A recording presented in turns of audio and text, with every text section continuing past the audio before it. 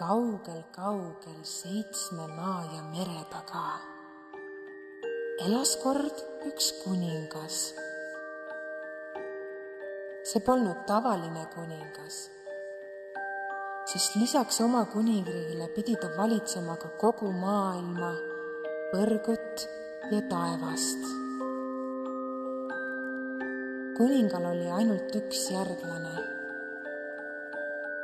väike printsess. Seepärast oli kuningas suure valiku ees. Keda saata valitsema taevast ja keda saata valitsema põrgut?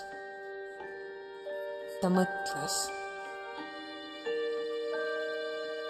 Taevas saab ilma valitsusetagi hakkama.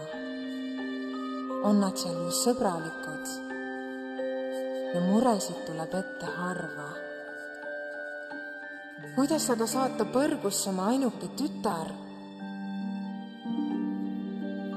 Selleks, et printsess kodu igatsema ei hakkaks, joodeti talle mürki, mis ta mälu kustutaks. Tema kuuldes ei lubatud kellelgi rääkida ei maast ega taevast. Tema kuuldes ei lubatud kellelgi rääkida armastusest, sest siis loobuks ta põrgu valitsemisest ja läheks otsima omasuguseid.